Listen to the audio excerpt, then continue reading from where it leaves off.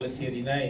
Legal aspects এবং environmental জাস্টিসটাকে আমরা মুভমেন্টটাকে এগোতে পারি এবং গ্রিন ফ্যাক্টরি ইনিশিয়েটিভটাকে আমরা প্রপারলি মনিটর করতে পারি এবং ডিসেন্ট ওয়ার্ক এবং জাস্ট ট্রানজিশন এজেন্ডাকে অন্যান্য ইনফর্মাল ইকোনমি সার্কুলার ইকোনমিতে যে যেভাবে ডেভেলপ করছে সেটা আমরা ইনক্লুসিভ পার্টিসিপেশন অ্যাড্রেস করতে পারি। তো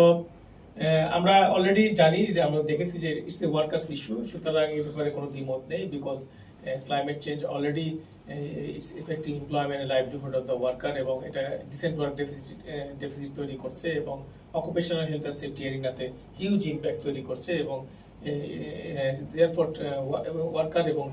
ট্রেড ইউনিয়নকে এই বিষয়ে অ্যাড করার প্রয়োজন রয়েছে এবং ইনক্লুসিভ পার্টিসিপেশন পার্টনারশিপের মাধ্যমে এই বিষয়টাকে সোশ্যাল পার্টনারদের সঙ্গে একত্রে মিলে এটাকে এগুনোর বিষয় রয়েছে। সুতরাং আমরা যদি জাস্ট ট্রানজিশনের ফেজ দেখি, আপনারা এই ধরনের অটো রিক্সা কিন্তু অটো বেবি ট্যাক্সি আমরা যারা আগের জেনারেশনে তারা দেখেছি এবং এটা 2003 সালে এটা ফেজ আউট হয় কিন্তু বাংলাদেশে। এটা কেন ফেজ আউট হয়? এটা পরিবেশকে বিপন্ন, অধিক কার্বন নিঃসরণ করে, শব্দ করে, এই সমস্ত জাস্টিফিকেশনে কিন্তু এগুলোকে আমরা টেক আউট করেছি এবং সে জায়গায় সিএনজি জাতীয় গ্রিন থ্রি হুইলারকে ইন্ট্রোডিউস করা হয়। কিন্তু যখন এই স্টেপটা নেওয়া হয় ট্রান্সপোর্ট সেক্টরে, তখন কিন্তু এই যে 80,000-90,000 ওয়ার্কার এবং 80,000-90,000 ফ্যামিলিজ, তাদের সঙ্গে প্রপার কনসালটেশন করা হয়নি। ফলে দেখা যাচ্ছে একটা অ্যাডমিনিস্ট্রেটিভ অর্ডারের মাধ্যমে বা মিনিস্ট্রির ইনিশিয়েটিভের মাধ্যমে খুব কুইকলি এদেরকে রিমুভ করে আপনার রিপ্লেসমেন্ট হিসেবে গ্রিন ওই অটো হুইলার আনার ফলে এই অনেক সংখ্যক লোক এখান থেকে কর্মচ্যুত হয় এবং ওই জায়গায় যে একটা অটো হুইলারদের থ্রি হুইলারদের একটা ইউনিয়ন ছিল, তাদের সঙ্গে কিন্তু কোনো রকম এফেক্টিভ কন্ট্রাক্ট ডায়ালগ এবং কোনো কিছু করা হয়নি। ফলে দেখা যাচ্ছে বিরাট একটা সোশ্যাল এমপ্লয়মেন্ট ক্রাইসিস তৈরি হয় এবং অনেক লোক বেকার হয়ে যায়, তাদের স্কিল রিস্কিলিং সহ অন্যান্য সোশ্যাল প্রোটেকশনের অনেক কিছু মিসিং হয়ে যায়। এবং এরপরের যেই আরেকটা খুব লেদার সেক্টরে এটা আমরা সবাই জানি যে হাজারীবাগ থেকে কিন্তু লেদার সেক্টরকে আপনার সাভারে স্থানান্তরিত করা হয়। এটার পিছনে এনভায়রনমেন্টাল বিকজ হাইকোর্টের একটা অর্ডার ছিল এবং এটা রিভার এবং ওয়াটার পলিউশন লোকাল কমিউনিটিতে ইমপ্যাক্ট করতেছিল, সেই কারণে এটাকে 2017 সালে এটাকে খুব স্ট্রং গভর্নমেন্ট এনফোর্সমেন্ট মেকানিজমের মাধ্যমে নিয়ে এটাকে হাজারীবাগ থেকে সাভারে নেওয়া হয় এবং ওখানে হাজারীবাগ প্রায় 148টা ট্যানারি ছিল এবং প্রায় 50,000-এর মতো ওয়ার্কার ছিল। কিন্তু এই জায়গায় সেম ঘটনাই ঘটেছে আমরা যেটা আগের এক্সাম্পলে দেখলাম যে আপনার ট্রান্সপোর্টে যেটা হয়েছে অটো হুইলারে। সুতরাং এই সমস্ত জায়গায় ওয়ার্কার্স পার্টিসিপেশন ছিল না, ডায়ালগের ভিতরে ছিল না, কোনো রকমের নেগোসিয়েশন বা কোনো রকমের ট্রানজিশন প্ল্যান ছিল না। ফলে এইখানেও হিউজ আপনার প্রায় 10,000-এর মতো ওয়ার্কার লে অফ হয়ে যায় এবং তাদের ল্যাক অফ ফ্যাসিলিটিস এবং তাদের বিভিন্ন ধরনের সোশ্যাল প্রোটেকশন রিলেটেড বিভিন্ন ইস্যু তৈরি হয় এবং এই দুটার যে এক্সাম্পল তা দিয়ে আমরা বুঝতে পারি যে আমাদের যে পলিসি এরিনাতে এনভায়রনমেন্টাল যে ডিসকাশনস, সেই ডিসকাশনের ভিতরে যখন এনভায়রনমেন্ট ইস্যুতে যখন কোনো স্টেপ নেওয়া হয়, সেখানে ওয়ার্কার্স একটা বিরাট পার্টিসিপেশন গ্যাপ রয়েছে, কমিউনিটির একটা বিরাট পার্টিসিপেশন গ্যাপ রয়েছে এবং এটা যেই প্রসেসে এগুলো করা হয় এটা not just and fair and not inclusive. সুতরাং এই জিনিসটাকে কিন্তু আমরা আবার দেখতে পাচ্ছি যে আপনারা জানেন যে plastic is a very big issue here এবং সিঙ্গেল ইউজ প্লাস্টিক কিন্তু খুব দ্রুতই ফেজ আউট হবে এবং আগামী চলতি বছরের আপনার এন্ড অফ নভেম্বরে বুসানে নিউ গ্লোবাল প্লাস্টিক ট্রিটি নিয়ে ফাইনাল রাউন্ড অফ ডিসকাশন হবে, ইভেন্ট ট্রিটি, লিগালি বাইন্ডিং ট্রিটি। এবং ওই ট্রিটি যখন আসবে তখন কিন্তু প্লাস্টিক সেক্টর বিরাট ট্রানজিশন ঘটবে এবং বাংলাদেশের প্লাস্টিক সেক্টরে কিন্তু প্রায় 1 মিলিয়ন ওয়ার্কার কাজ করে এবং হিউজ ইন্ডাস্ট্রি, কিন্তু হিউজ। পার্টিকুলারলি এই ইন্ডাস্ট্রির মেইন ক্রেতা হচ্ছে রেডিমেড গার্মেন্ট টেক্সটাইল সেক্টর। প্রায় 80% সিঙ্গেল ইউজ প্লাস্টিক যা হচ্ছে আমাদের গার্মেন্ট প্রোডাক্টের যে আপনার যেই প্যাকেজিং এক্সপোর্ট এবং অন্যান্য কাজে এবং আমরা বাজারে যে সমস্ত দিকে তার একটা ন্যূনতম অংশ, কিন্তু আমাদের হিউজ এই সিঙ্গেল ইউজ প্লাস্টিকের বড় ক্রেতা হচ্ছে গিয়ে রেডিমেড গার্মেন্ট টেক্সটাইল সেক্টর। সুতরাং এটার সঙ্গে কিন্তু হিউজ এমপ্লয়মেন্ট জড়িত, হিউজ আপনার ইস্যুস জড়িত, সোশ্যাল ইস্যুস জড়িত। সুতরাং ওই প্লাস্টিকের যে ফেজ আউটের এই ট্রানজিশন যদি জাস্ট ফেয়ার এবং ইনক্লুসিভ না হয়, তাহলে আমরা একই ঘটনা দেখবো যেটা হয়েছে আপনার ট্রান্সপোর্টে অটো থ্রি হুইলারে বা ট্যানারি বা লেদার সেক্টরে। এবং একই ঘটনা আমরা দেখতেছি যে আপনারা জানেন যে ব্রিক ম্যানুফ্যাকচারিং এ ব্রিক কিলান আমাদের যে ইটের ভাটাগুলি রয়েছে সেগুলো কিন্তু সেম প্লাস্টিক সেক্টরে যেরকম একটা কমপ্লায়েন্স ইস্যু আসতেছে, এবং ইটের ভাটাগুলো ম্যানুফ্যাকচারিং ফ্যাক্টরি বেসড পরিবেশ বান্ধব ইটের ভাটা তৈরি করার জন্য সেই ট্রানজিশন প্রসেসে নেওয়ার জন্য বিভিন্ন ধরনের আইন কানুন এবং উদ্যোগ গ্রহণ করা হচ্ছে, এবং সেখানে প্রায় 1 মিলিয়নের মতো ওয়ার্কার কাজ করে। সুতরাং এই সমস্ত বিভিন্ন সেক্টর, যে সমস্ত সেক্টরে যে আপকামিং ট্রানজিশন গুলো ঘটবে সেখানে কিন্তু যদি ইনক্লুশন না থাকে, ওয়ার্কার্স রিপ্রেজেন্টেশন থাকে, ওয়ার্কার্স ডায়ালগ যদি না থাকে, ওয়ার্কার্স কনসালটেশন না থাকে, জাস্ট ট্রানজিশনের যে এলিমেন্টগুলো না থাকে, তাহলে হিউজ আনফেয়ার ট্রানজিশন হয়ে যাবে এবং সোশ্যাল ক্রাইসিস তৈরি হবে। সুতরাং এই কারণে just transition for the workers এবং community is very important for the workers এবং ট্রেড ইউনিয়ন। এবং আমরা দেখতে পাচ্ছি যে বিগত বছরগুলোতে increasing trend of greening initiative in the formal sector, as textile garments সেক্টরে আমরা দেখি গ্রিন ফ্যাক্টরির মতো ইনিশিয়েটিভ আসছে, বা শিপ ব্রেকিং এ দেখতেছি গ্রিন শিপইয়ার্ড তৈরি করার জন্য চেষ্টা চলছে। তো এই ধরনের গ্রিন ইনিশিয়েটিভ উইথ ডিসেন্ট ওয়ার্কের হিউজ ডেফিসিট কিন্তু অলরেডি স্টাডিতে প্রমাণিত হয়েছে, এবং সেখানে এই ইনিশিয়েটিভগুলোর ভিতরে লোকাল ওয়ার্কার্সদের পার্টিসিপেশনটাকে সেভাবে জোরালো নাই, এনভায়রনমেন্টাল ডিসকাশনের ভিতরে তারা নাই। সুতরাং সেখানে ডিসেন্ট ওয়ার্ক যে অ্যাপ্রোচটা সেটা কিন্তু মোর নট ফাংশনাল। এবং ডিসেন্ট ওয়ার্কের যে শর্তগুলো রয়েছে, যে fundamental rights at work, collective bargaining, discussion, social dialogue, skilling, reskilling, এই সমস্ত জিনিসগুলো সেখানে খুব ভালোভাবে অ্যাড্রেস করার এখনো পর্যন্ত পরিবেশ তৈরি হচ্ছে না। কিন্তু গ্রিন ইনিশিয়েটিভগুলো ধীরে ধীরে জোরালো হচ্ছে বিভিন্ন এক্সপোর্ট ওরিয়েন্টেড সেক্টরেও। তো আমরা অসির একটা স্টাডিতে রিসেন্টলি টেক্সটাইল গার্মেন্টস একটা কেস স্টাডি করেছি, এবং সেখানে দেখা যায় টেক্সটাইল গার্মেন্টসে যে ওয়ার্কাররা ইন্টারভিউ করেছে তারা বলেছে যে তারা গ্রিন ফ্যাক্টরিগুলো হওয়ার ফলে তাদের পরিবেশ গ্রিন ইস্যুগুলো এসছে, কিন্তু তাদের কাজের কর্মঘণ্টা কিন্তু অনেক বেড়ে গেছে। এখন তাদের অনেক বেশি কাজ করতে হয়। তাদের কিন্তু যে গ্রিন ফ্যাক্টরিগুলোতে এখনো পর্যন্ত তাদের যে ফ্রিডম অফ অ্যাসোসিয়েশন সেটা প্রতিষ্ঠিত হয়নি। তারা ডায়ালগে অংশগ্রহণ করতে পারে, অকুপেশনাল হেলথ অ্যান্ড সেফটি এবং এনভায়রনমেন্টাল ডিসকাশনগুলো ইস্যুসগুলো কিন্তু সেভাবে ডিসকাশন করা হয় না। সুতরাং এই যে গ্রিন ইনিশিয়েটিভ, গ্রিন ওয়াশ যাতে না হয়, যাতে ডিসেন্ট ওয়ার্কের পূর্ণ এলিমেন্টসগুলো সেগুলো থাকে, সেগুলোকে নিয়ে মোর ইনক্লুসিভ একটা পার্টনারশিপ ডেভেলপ করা দরকার, এবং ওয়ার্কার্স, এমপ্লয়ার এবং গভর্নমেন্টের একটা এঙ্গেজমেন্ট দরকার এই জাস্ট ট্রানজিশন প্রসেসের ভিতর দিয়ে। তো এটা অলরেডি প্রমাণিত issues of concern for the workers and unions in Bangladesh. এবং এই ডায়াগ্রামের ভিতরে আমরা যে এনভায়রনমেন্ট এবং ওয়ার্কপ্লেস ক্লাইমেট চেঞ্জের ইম্প্যাক্ট, এটা আমি ডিটেইল যাচ্ছি না, there is direct impact, indirect impact, এবং মাইগ্রেশনের একটা বিরাট লিঙ্কেজ রয়েছে, এবং হ্যাজার্ড এবং রিস্ক তৈরি করছে এই ক্লাইমেট চেঞ্জের ফলে। Occupational health and safety, heat stress, asthma, skin cancer, trauma, mental health issues তৈরি হচ্ছে, এবং chemical exposure is a very big issues here. তো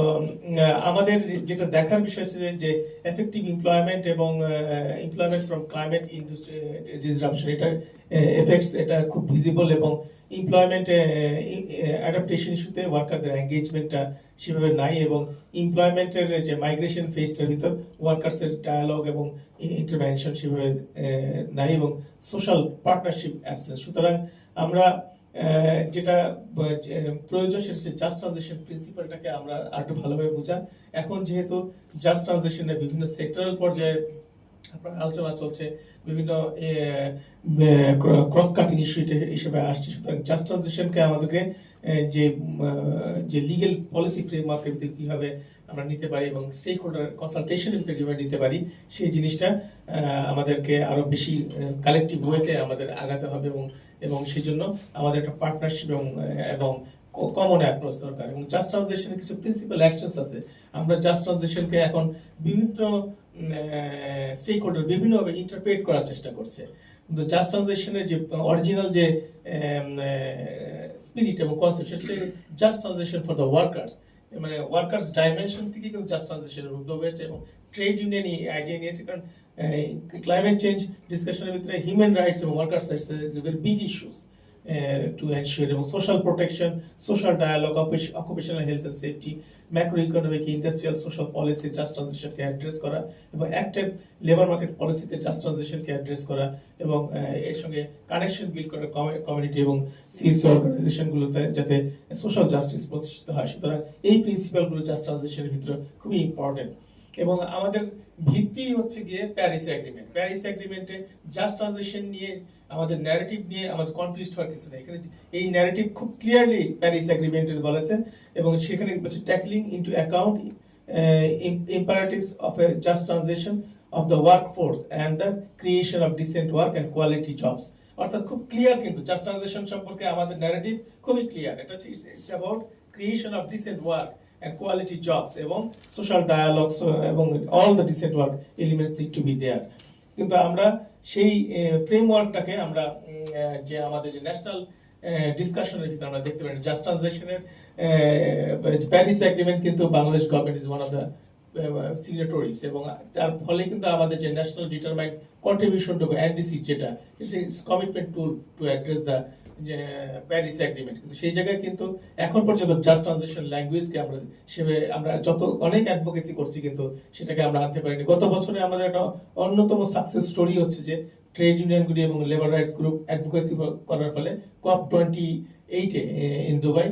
just transition work programme develop হয়েছে গ্লোবালি এবং বাংলাদেশও এই just transition work programme implement করার জন্য কমিটেড হয়েছে এবং এই বছর how to finance will be a big issue এবং আমাদের পজিশন হচ্ছে just transition work programme dedicated financing mechanism তৈরি করার জন্য অ্যাডভোকেসি লবিং করা। সুতরাং এই এনভায়রনমেন্ট ট্রানজিশনে আমার মনে হয় যে ইনক্লুসিভ একটা বড় ইনক্লুসিভনেস এবং কালেকটিভ অ্যাপ্রোচ একটা বড় ইস্যু এবং ওয়ার্কার্স পার্টিসিপেশন এবং রিপ্রেজেন্টেশন অফ দ্য ওয়ার্কার্স এবং workers involvement not only in the policy level, it goes to enterprise level, workplace level। কারণ এই যে স্ট্রাকচারাল চেঞ্জগুলো এনভায়রনমেন্টাল অ্যাকশনগুলো কিন্তু এন্টারপ্রাইজ লেভেলে এবং ওয়ার্কপ্লেস লেভেলেই হয় এবং সেগুলোর ইম্প্যাক্ট কিন্তু ওয়ার্কারদের সাধারণ ওয়ার্কাররাই সেগুলোতে সাফারার এবং তা সুতরাং পলিসি মেকিং প্রসেসের তো থাকবেই পলিসি ইন্টারভেনশন কিন্তু ইনক্লুডিং ওয়ার্কপ্লেস লেভেল ওয়ার্কার্সদের এঙ্গেজমেন্ট দরকার আর কি। এই জন্য মোর অ্যাওয়ারনেস দরকার এবং আমাদের লবিং লেজিসলেটিভ রিফর্মের দরকার আছে, এডুকেশন ট্রেনিং এবং ক্রিয়েশন অফ গ্রিন জবস। তো বাংলাদেশের এনডিসি সম্পর্কে আমি বলেছি যে বাংলাদেশের এনডিসির মূল ফোকাস হচ্ছে গিয়ে আপনার অ্যাডাপ্টেশন অ্যাপ্রোচেস এবং এটা হচ্ছে clear commitment to the Paris agreement এবং ইনক্রিজিং রেজিলিয়েন্স এবং তৈরি করার একটা বিষয় এখানে কমিট করা হয়েছে। কিন্তু এই যে কারেন্ট এনডিসির ভিতরে আমরা কোনো জাস্ট ট্রানজিশন ল্যাঙ্গুয়েজ বা অন্য কিছু আমরা দেখতে পাই না এবং সেই জন্য কিন্তু আমরা মিনিস্ট্রির সঙ্গে অনেকগুলো ডায়ালগ করেছি এবং তারা কমিট করেছে যে নেক্সট রাউন্ড অফ এনডিসি কিন্তু নেক্সট ইয়ারে এনডিসির নেক্সট রাউন্ড অফ অ্যামেন্ডমেন্ট হবে। এখন আমরা ডিসকাস করছি নেক্সট রাউন্ডে, যেহেতু অলরেডি আমাদের আগের আপনার ভিডিওতে দেখছেন যারা অ্যাডভোকেটিং করেছিল তারাই এখন আবার পলিসি মেকার হয়ে গেছে। সুতরাং আমরা আশা করছি যে নেক্সট রাউন্ড অফ এনডিসিতে জাস্ট ট্রানজিশন ল্যাঙ্গুয়েজ আসবে এবং ফলে ওয়ার্কার্স এবং যে এমপ্লয়ার ট্রেড ইউনিয়ন যে এঙ্গেজমেন্ট হোল প্রসেসের ভিতর দিয়ে transition to just and fair economy, inclusive economy সেটার একটা রোড ম্যাপ এবং যাত্রা শুরু হবে এবং সেই জায়গাটায় আমরা যেতে চাই। তো আমি আমার লাস্ট যে স্লাইডে আমি চ্যালেঞ্জগুলোকে মোটা দাগে বলতে চাই। আমাদের পলিসি এবং রেগুলেটরি আমাদের অনেকগুলো সুন্দর সুন্দর পলিসি রয়েছে। আমাদের Bangladesh climate change strategy action plan রয়েছে, ন্যাশনাল অ্যাডাপ্টেশন প্ল্যান রয়েছে, অন্যান্য যে সমস্ত যে ডেল্টা প্ল্যান রয়েছে বা মুজিব পার্সপেক্টিভ প্ল্যান যেখানে আপনার জাস্ট ট্রানজিশনের কিছু রেফারেন্স আমরা অ্যাডভোকেসি করার পরে আমরা ইনক্লুড করতে পেরেছি, সেখানে স্কিলিং রিস্কিলিং এর কথা বলেছে। সুতরাং এগুলোকে আরো ক্লিয়ার করা এবং অ্যাকসেপ্টেবল করা সেই কাজটি কিন্তু আমাদের ইনক্লুসিভ অ্যাডভোকেসি এবং লবিং এবং কনসালটেশনের মাধ্যমে করতে হবে। সুতরাং আমরা দেখতে পাই যে পলিসি রেগুলেটরি ব্যারিয়ার গুলো হচ্ছে যে lack of harmonisation to policy regulation, এটা হচ্ছে হারমোনাইজেশনের জায়গাটায় বা সেই জায়গাটা অত জোরালো না এবং absence of specific environmental goals এবং এটা খুবই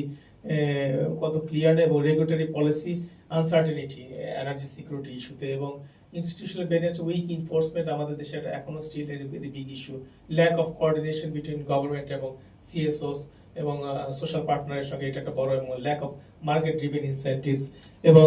ফ্যাক্টরি লেভেলে আমরা দেখতে পাই lack of information and awareness, lack of financial resource, inadequate capacity এবং ক্যাপাবিলিটি ফ্যাক্টরি লেভেল এবং গ্রিন টেকনোলজিস একটা বড় ইস্যু এবং আমাদের এই অ্যাডভোকেসি একটা বড় এরিয়া হচ্ছে গিয়ে ILO guideline for just transition, সেটাকে how to activate this at the national level. এবং